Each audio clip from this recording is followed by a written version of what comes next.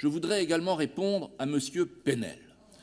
Mais oui, évidemment, encore M. Penel. Monsieur Penel, vous avez qualifié le discours du président Chéné-Girard de verbiage.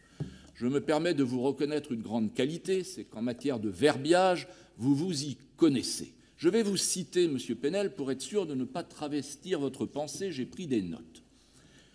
Un enjeu essentiel, c'est de préserver l'identité menacée par l'immigration massive, comme est menacé le ciment national patiemment construit par nos ancêtres. Vous voyez, c'est un verbatim Gilles Penel, aujourd'hui.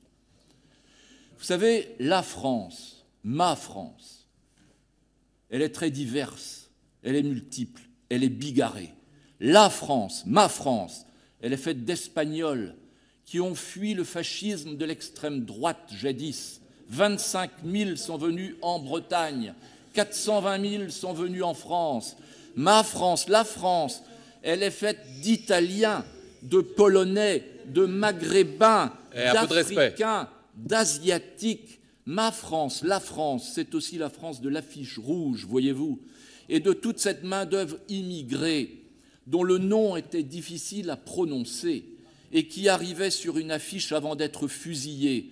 Eux, c'étaient les combattants de nos libertés. Et si vous êtes là aujourd'hui, Monsieur Penel, à proférer vos idées d'extrême droite, c'est aussi grâce à ceux qui ont été posés sur un poteau jadis, après que leur nom était sur l'affiche rouge.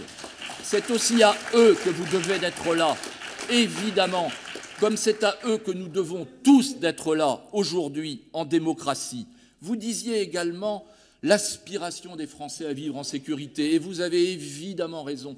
Tout le monde veut vivre en sécurité, mais je crois pouvoir dire qu'au siècle des grandes migrations dont parlait tout à l'heure Thierry Burlot, ce siècle qui s'ouvre devant nous, continuer à tenir des discours haineux, des discours d'exclusion, des discours d'expulsion, des discours de ségrégation, c'est ça qui construit les violences de demain et qui nuit aussi à la sécurité légitime à laquelle aspirent les Français.